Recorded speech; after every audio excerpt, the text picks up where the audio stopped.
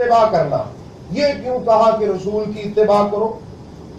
اس کا جواب سورۃ النساء آیت نمبر 80 کے اندر اللہ فرماتے ہیں من یطع الرسول فقد اطاع اللہ، رسول کو یہ منصب اللہ تعالیٰ نے دے دیا کہ جس نے رسول اللہ صلی اللہ علیہ وسلم کی اتباع کی گویا اس نے اللہ تعالیٰ کی اتباع کی ہے، اس کے علاوہ اور کسی کو یہ نہیں ملا۔ اور صحیح بخاری حدیث نمبر 7137 کے اندر اور صحیح مسلم حدیث نمبر 1835 کے اندر رسول اللہ صلی اللہ علیہ وسلم فرماتے ہیں من اطانی فقد اطاع اللہ ومن عصانی فقد عصى اللہ، کہ یہ اللہ نے مجھے اتنا مقام اور مرتبہ دیا ہے کہ جس نے میری اتباع کی، میری بات مانی، گویا رب کی بات مانی، جس نے میری نافرمانی کی، اللہ کی نافرمانی کی۔ تو میرے بھائیوں، سورہ احزاب آیت نمبر 36 کے اندر اللہ فرماتے ہیں ما کان لمؤمن ولا مؤمنہ اذا قضى اللہ ورسولہ امرا ان یکون لهم الخیرۃ من امرہم ومن یعص اللہ ورسولہ فقد ضل ضلالا مبینا۔ غور کیجئے قرآن کے الفاظ پہ، اللہ تعالیٰ کیا فرما رہے ہیں؟ کسی مومن مرد اور مومنہ عورت کو یہ حق حاصل نہیں ہے کہ اللہ اور اس کے رسول ان کے بارے میں کوئی فیصلہ کر دیں۔ دینی معاملات میں، دنیاوی معاملات میں، جتنے بھی معاملات ہیں، تو ان کو یہ حق حاصل نہیں ہے کہ وہ اس پہ راضی نہ ہوں، اس کو مانے نہ، اور اپنے اختیارات سمجھے اس میں کہ ہم بھی کچھ کر سکتے ہیں نبی کے علاوہ، رب کے علاوہ۔ اللہ تعالیٰ فرماتے ہیں یہ مومن کو، جو مومن ہے اس کو یہ حق حاصل نہیں ہے۔ اگر کوئی بندہ یہ کرے گا تو پھر کیا ہوگا؟ فرمایا فقد ضل ضلالا مبینا، اس کے گمراہ ہونے میں کوئی شک نہیں ہے۔ اللہ اور اس کے رسول نے فیصلہ کر دیا ہمارے احکام و مسائل کے بارے میں کہ تمہارے یہ مسائل ایسے حل ہوں گے، یہ احکام ایسے حل ہوں گے، تمہاری عبادات کا یہ طریقہ ہے، تمہارے معاملات کا یہ طریقہ ہے، تمہاری خوشی اور غمی کا یہ طریقہ ہے، تمہارے کاروبار کا یہ طریقہ ہے، تمہارے لین دین کا یہ طریقہ ہے۔ جب بھی کسی مومن مرد اور مومن عورت نے اس کے اندر کوئی اپنے اختیارات استعمال کیے اور سمجھا کہ میں بھی اس قابل ہوں، اللہ فرماتی ہے پھر وہ گمراہ تو ہو سکتا ہے، حق پہ نہیں ہو سکتا۔ میرے بھائیوں، رسول کی اتباع یہ ہمارے اوپر فرض ہے۔ کیا ہم نے رسول اللہ صلی اللہ علیہ وسلم کو رسول مانا ہے؟ آئیے اللہ فرماتے ہیں کہ ہم نے رسول اللہ صلی اللہ علیہ وسلم کو مبعوث فرمایا، آپ کی آمد ہوئی، آپ کی ولادت باسعادت ہوئی، کس لیے؟ الا لیطاع باذن اللہ۔ ہم مانتے ہیں ولادت کو، لیکن جس نے ولادت باسعادت کو مان لیا، اس کا مطلب یہ ہوا کہ وہ مکمل طور پہ اس کے جتنے معاملات ہیں تمام میں وہ رسول اللہ صلی اللہ علیہ وسلم کا متبع بن جائے، آپ کی اطاعت کرے، آپ کی فرما برداری کرے۔ اب دیکھیں ہم کیسے مسلمان ہیں۔ اللہ سے دعا کریں کہ اللہ تعالی ہمیں رسول اللہ صلی اللہ علیہ وسلم کو اپنا آئیڈیل بنانے کی توفیق عطا فرمائے۔ میرے بھائیوں، صحیح بخاری کے اندر حدیث نمبر 2731 جناب رسول اللہ صلی اللہ علیہ وسلم جب حدیبیہ کے مقام پہ تشریف لائے عمرہ کی نیت سے، تو مکہ والوں نے روک دیا۔ توجہ میری طرف رکھیے، میں آپ کو ایک بات سمجھانا چاہتا ہوں۔ جب انہوں نے روک دیا تو رسول اللہ صلی اللہ علیہ وسلم کے پاس مکہ کا ایک نمائندہ آیا، اس نے کہا اگر آپ ہمارے ساتھ چاہتے ہیں کہ ہمارے یہ مسائل حل ہو جائیں، ہمارے مذاکرات ہو جائیں، تو ٹھیک ہے، اپنا کاتب بلائیں اور ہمارے ساتھ ایک معاہدہ طے کر لیں، اس کے مطابق ہم چلیں گے، ہماری صلح ہے۔ تو یہ سہیل بن عمر، یہ مکہ والوں کی طرف سے ان کا نمائندہ تھا، رسول اللہ صلی اللہ علیہ وسلم تشریف فرما ہے۔ فقال ہات اکتب بیننا و بینکم کتابا، آئیے ہم لکھتے ہیں معاہدہ تاکہ ہماری صلح ہو جائے اور یہ تمام معاملات ختم ہو جائیں۔ فدان نبی صلی اللہ علیہ وسلم الکاتبہ، اللہ کے رسول نے ایک کاتب کو بلایا، اس کو بٹھا دیا، اب اس نے لکھنا شروع کر دیا۔ کیا لکھتا ہے؟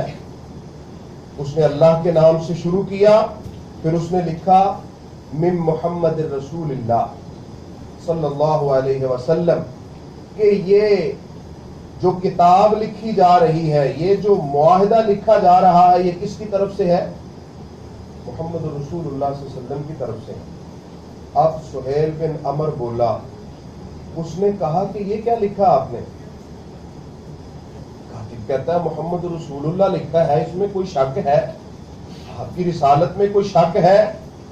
اس نے کہا اللہ کے بندے اس کو مٹا دو، ختم کر دو، اگر ہم محمد الرسول اللہ مان لیتے تو پھر یہ جھگڑا کس بات کا تھا، پھر یہ لڑائی کس بات کی تھی، پھر ہم نے آپ کو روکنا کیوں تھا کہ آپ عمرہ نہ کریں؟ اب میرے ذہن میں یہ سوال پیدا ہوا کہ مکہ والو تم کتنے بدبخت ہو کہ رسول اللہ صلی اللہ علیہ وسلم کو تم نے امین بھی مان لیا، صادق بھی مان لیا، حسین و جمیل بھی مان لیا، بلکہ آپ نے پوچھا لبثت فیکم عمرا کیف وجدتمونی، میں نے تمہارے اندر 40 سال بہت لمبا عرصہ ہے میں نے گزارا ہے، کیسا پایا آپ نے مجھے؟ تو تم نے کہا کہ آپ بہت اچھے ہیں، آپ کا کردار اعلیٰ، اخلاق اعلیٰ، حسین و جمیل ہے، امین ہے، صادق ہیں، تمام جتنی خوبیاں ہیں وہ ساری کی ساری تم نے مان لی، رسول کیوں نہیں مان رہے؟ سب کچھ تو تم نے مان لیا ہے، رسول کیوں نہیں مانتے؟ اب ان کی حالت یہ بتاتی ہے، جواب تو انہوں نے نہیں دیا، لیکن ایک زبان حال ہوتی ہے، ایک زبان قال ہوتی ہے۔ زبان قال سے تو انہوں نے کچھ نہیں کہا، زبان حال یہ جواب دیتی ہے کہ دنیا والو اگر ہم رسول مان لیں تو پھر ہم جانتے ہیں کہ لات منات اور عزا کے سامنے جو ہم سر جھکاتے ہیں وہ چھوڑنا پڑے۔ تھے تو وہ جاہل، تھے تو وہ مشرک، لیکن دیکھیں ان کے فیصلے۔ تو سہیل بن عمر کہتا ہے ہم رسول نہیں مانتے، باقی سب کچھ مانتے ہیں، دیکھیں حسین و جمیل، صادق، امین کردار، اخلاق کا آپ کو وہ مجسمہ مانتے ہیں، لیکن رسول کیوں نہیں مانتے؟ ان کو پتا تھا کہ اگر ہم نے رسول مان لیا تو پھر شرک بولیں چھوڑنا پڑے گا، اگر ہم نے رسول مان لیا تو پھر سنت کو سجانا پڑے گا، اگر ہم نے رسول مان لیا تو پھر 5 نمازیں پڑھنا ہوں گی، اگر ہم نے رسول مان لیا تو پھر حرام چھوڑنا پڑے گا، پھر جھوٹ کو چھوڑنا ہوگا، اگر رسول مان لیا تو پھر ہمارے شب و روز جیسے محمد رسول اللہ صلی اللہ علیہ وسلم کہیں گے ویسے گزریں گے۔ انہوں نے کہا ہم نہیں مان سکتے، آپ کی بات، آپ کی سنت، آپ کی توحید، آپ کی رسالت، آپ کے احکام، آپ کے مسائل ہم نہیں مان سکتے، لہذا ہمارا جواب ہے ہم آپ کو رسول بھی نہیں مانتے۔ لیکن افسوس ہے مجھے آج کل کے مسلمان پہ کہ جس نے لا الہ الا اللہ محمد رسول اللہ صلی اللہ علیہ وسلم بھی کہہ دیا، آپ کو رسول بھی مان لیا، لیکن جب میں نے اس کی شادی دیکھی تو وہ ہندوؤں کے رسوم و رواج کے مطابق ہو رہی ہے۔ اس نے رسول تو مان لیا، لیکن جب اذان ہوئی یہ مسجد میں نہیں آیا، رسول تو مان لیا، ادھر سکھ کی دکان کھلی ہے، ادھر اس کا کاروبار جاری ہے، رسول تو مان لیا، جب اس کی فوتگی ہوتی ہے، جب دنیا سے کوئی جاتا ہے تو وہی رسوم و رواج ہیں جو ہمیں بر صغیر سے ملے، اس نے رسول تو مان لیا، لیکن اس کا کاروبار جھوٹ پہ مبنی ہے، رسول تو مان لیا، لیکن اس کی حرکات و سکنات مکمل طور پہ یہود و نصارہ جیسی ہیں۔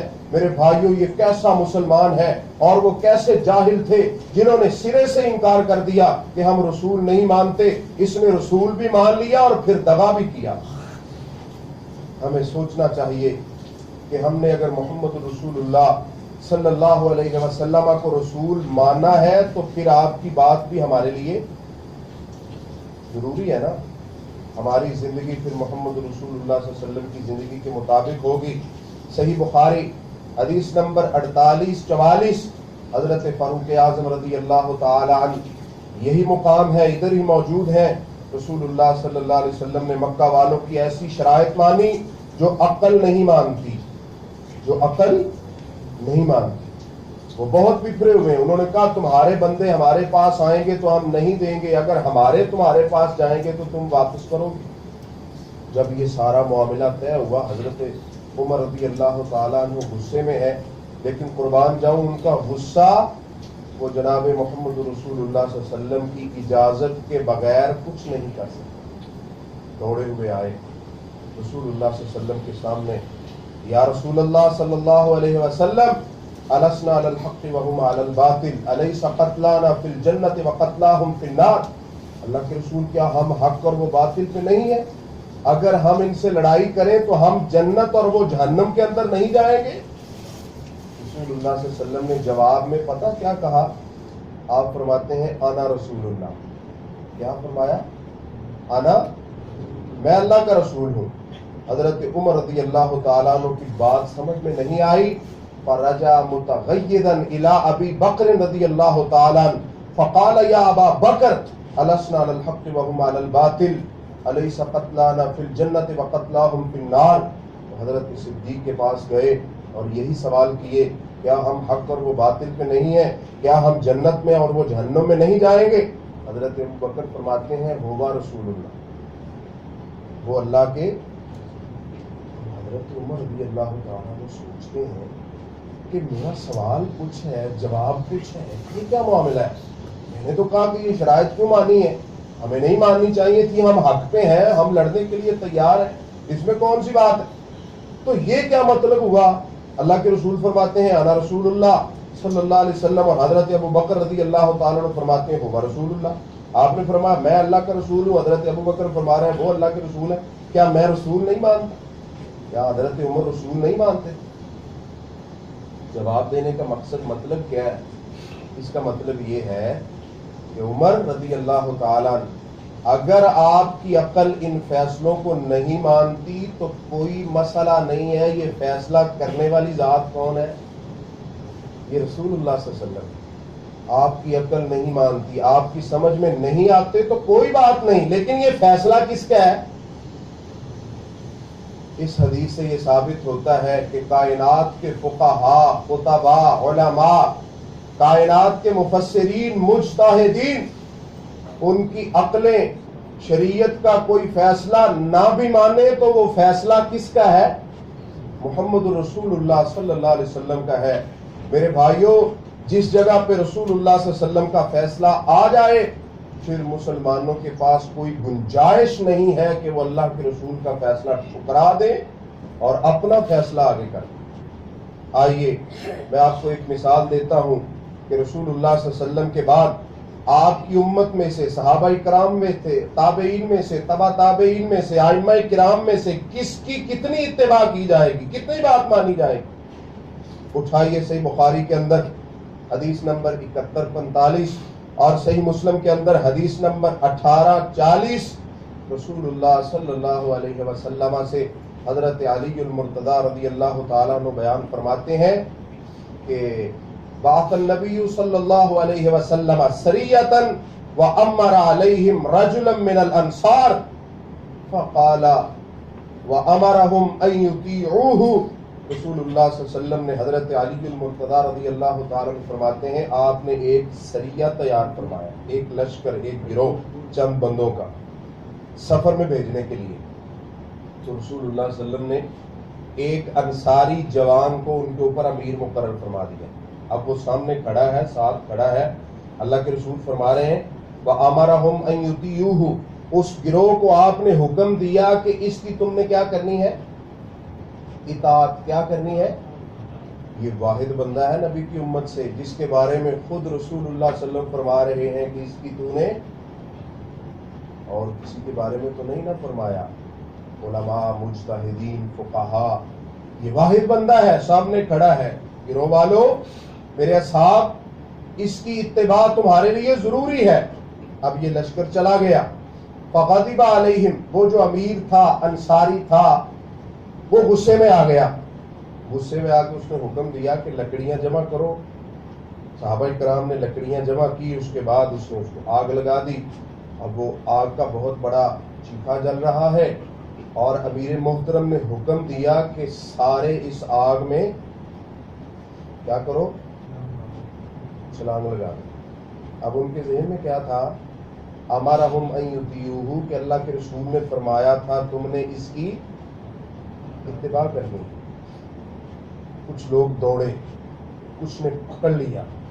अब जो दौड़ रहे थे छलांग लगाने के लिए, उनका ये सवाल था दूसरों को कि अल्लाह के रसूल का हुक्म था कि तुमने इसकी इत्तिबा करनी है, हम तो करेंगे, हम तो जलेंगे। जो रोक रहे थे उन्होंने कहा, दिल में सोचा होगा कि हम तो इस आग से बचने के लिए ये सफर कर रहे हैं, इस आग से बचने के लिए हमने मोहम्मद रसूलुल्लाह सल्लल्लाहु अलैहि वसल्लम की बैत की है। भाई आगे आगे हो जाए, जरा पीछे जगह खाली हो जाएगी। अब उनके ज़हनों में ये सवाल पैदा हो रहा है कि आग से बचने के लिए तो हमने ये सब कुछ किया, अगर इसके बावजूद फिर भी आग में जाना है तो क्या फायदा। बहरहाल सहाबा इकराम ने रोक लिया अपने भाइयों को, आग में छलांग न लगाने दी। ये सारा मामला गुजर गया। उसके बाद जब मदीना तो रसूल में वापस आए, रसूलुल्लाह सल्लल्लाहु अलैहि वसल्लम के पास खड़े हैं और सबसे पहले यही सवाल किया, अल्लाह के रसूल आपका हुक्म था इसकी इत्तिबा करनी है हमने, लेकिन हम इसकी इत्तिबा के लिए तैयार थे, फुला फुला बंदे ने हमें रोक दिया, अब हम क्या करें। रसूलुल्लाह सल्लल्लाहु अलैहि वसल्लम फरमाते हैं, गौर से सुनिए, लौ दखलतुमूहा, अगर तुम उस आग में छलांग लगा देते तो कयामत तक तुम उस आग में जलते रहते। ये तो दो बातें हो गई। एक तरफ हुक्म है कि तुमने उसकी इत्तिबा, रसूल आपने खुद ही तो फरमाया है कि इसकी तुमने इत्तिबा करनी है। अब आप फरमा रहे हैं कि अगर तुम छलांग लगा देते तो कयामत तक जहन्नुम के अंदर जलते रहते, इसका क्या मतलब है। रसूलुल्लाह सल्लल्लाहु अलैहि वसल्लम फरमाते हैं, इन्ना मत्ताअ फिल मारूफ, मेरी उम्मत वालों, मेरे सहाबा, इसकी जो मैंने तुम्हें इत्तिबा कही थी ना, वो मेरी फर्मा बरदारी में नेकी के कामों में थी, बुराई के कामों में। अगर ये मेरी शरीयत की खिलाफ वर्दी पे तुम्हें उकसाता तो फिर तुम्हारे लिए इसकी इत्तिबा जायज नहीं है। इससे ये साबित हुआ कि जिस हस्ती के बारे में रसूलुल्लाह सल्लल्लाहु अलैहि वसल्लम खुद फरमा दें कि इसकी इत्तिबा तुम्हारे लिए जायज है, जरूरी है, अगर वो भी शरीयत की खिलाफ वर्दी पे हुक्म दे तो हमारे हाथ खड़े हैं, हम नहीं मान सकते। इसीलिए मैं ये अर्ज करता हूँ, इसीलिए मेरा ये मनहज है कि अल्हम्दुलिल्लाह हम असहाब को भी मानते हैं, ताबईन को, तबा ताबईन को, आइम्मा किराम को, इमाम अबू हनीफा रहमतुल्लाह अलैह, इमाम शाफी, इमाम मालिक, इमाम अहमद बिन हम्बल रहमहुल्लाह, ये तमाम जितने आइम्मा किराम हैं, ये तकवा के पैकर थे, ये बड़े मुअज़्ज़ज़ थे, हम उनका एहतराम करते हैं, उनकी बातों को मानते हैं। लेकिन ऐसी बात जो शरीयत के खिलाफ हो, किसी की भी हो, एक तरफ हदीस हो, एक तरफ उनकी बात हो, तो फिर हम इज्तिनाब करेंगे। क्यों? ये भी उनकी बात ही मानते हैं हम, चूंकि आइम्मा किराम ने खुद फरमाया कि जब तुम्हें सही हदीस मिल जाए तो हमारी बात को छोड़ देना। इसका मतलब ये हुआ कि रसूलुल्लाह सल्लल्लाहु अलैहि वसल्लम की इत्तिबा हर हाल में फर्द है। इसके अलावा अगर हमने किसी की इत्तिबा न की तो हमारे इस्लाम में, ईमान में, तकवा में कोई फर्क नहीं पड़ेगा, हम जन्नत में चले जाएंगे। लेकिन अगर रसूलुल्लाह सल्लल्लाहु अलैहि वसल्लम की इत्तिबा से हमने मुंह मोड़ लिया तो फिर जन्नत में जाना मुश्किल है। मेरे भाइयों, इस हदीस से ये साबित होता है कि रसूल मुकर्रम जनाब मोहम्मद रसूलुल्लाह सल्लल्लाहु अलैहि वसल्लम की इताअत, आपकी इत्तिबा हमारे लिए ज़रूरी है। और आखिरी बात आपको इत्तिबा के बारे में बता दूं, हदीस में रसूलुल्लाह सल्लल्लाहु अलैहि वसल्लम ने एक लफ्ज़ इस्तेमाल किया है तबिया का, जिससे इत्तिबा है। तबिया गाय के उस बच्चे को कहते हैं जो 4, 5, 6 दिन का हो, ठीक है। तो इत्तिबा का मतलब क्या है? आप उस बच्चे को इधर खड़ा करें और उधर 20 गायों को खड़ा कर दें। अब उन 20 के पास दूध मौजूद है, सब कुछ है, वो दूध से भरी हुई है। जब इस बच्चे को आप छोड़ेंगे तो ये किधर जाएगा? ये माँ के पास जाएगा और किसी के पास। फिर आपने क्या किया कि उसकी माँ को पकड़कर आपने उसको भगाना शुरू कर दिया। ये जो तबीहा है, ये जो बच्चा है, یہ اس ماں کے قدموں میں اس کا سر رہے گا، ادھر ادھر دیکھے گا، ادھر ادھر نہیں دیکھے گا. آپ ادھر لے جائیں، ادھر لے جائیں، ادھر جتنا مرضی اسے گھماتے پھراتے رہیں، یہ ماں سے اپنی نظریں کسی اور طرف. اسے اتباع کہتے ہیں کہ جب ہم نے محمد رسول اللہ صلی اللہ علیہ وسلم کہہ دیا تو پھر اتباع کا مطلب یہ ہے، صحیح اتباع یہ ہے کہ پھر رسول مکرم جناب محمد رسول اللہ صلی اللہ علیہ وسلم کی طرف سے ہماری نظر اور کسی کی طرف نہ جائے. ہمارے اعمال، اقوال، افعال، روزمرہ کے جتنے مسائل ہیں وہ سارے کے سارے قرآن و سنت سے ہوں. اور ہم بہت سی باتیں سنتے ہیں کہ دین مکمل قرآن و حدیث میں نہیں ہے، الحمدللہ موجود ہے. قرآن میں اللہ فرماتے ہیں الیوم اکملت لکم دینکم واتممت علیکم نعمتی. انشاءاللہ آئندہ خطبات کے اندر میں یہ بھی عرض کروں گا. دعا ہے اللہ تعالی ہمیں صحیح معنوں میں مسلمان بنائے، اللہ تعالی ہمیں صراط مستقیم عطا فرمائے. آخر دعوانا الحمدللہ.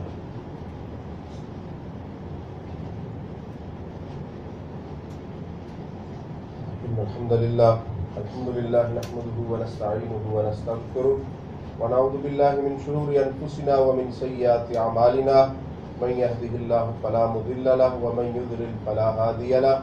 اشهد ان لا اله الا الله وحده لا شريك له واشهد ان محمدا عبده ورسوله. يا ايها الذين امنوا اتقوا الله حق تقاته ولا تموتن الا وانتم مسلمون. يا أيها الذين آمنوا اتقوا الله وقولوا قولا سديدا يصلح لكم أعمالكم ويغفر لكم ذنوبكم ومن يطع الله ورسوله فقد فاز فوزا عظيما.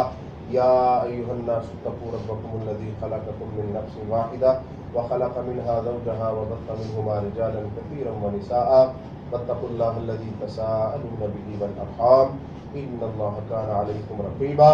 أما بعد فإن خير الحديث كتاب الله وخير الهدي هدي محمد صلى الله عليه وسلم وشر الأمور محدثاتها وكل محدثة بدعة وكل بدعة ضلالة وكل ضلالة في النار. اللهم صل على محمد وعلى آل محمد كما صليت على إبراهيم وعلى آل إبراهيم إنك حميد مجيد. اللهم بارك على محمد وعلى آل محمد كما باركت على إبراهيم وعلى آل إبراهيم إنك حميد مجيد. سبحان ربك رب العزة عما يصفون وسلام على المرسلين والحمد لله رب العالمين.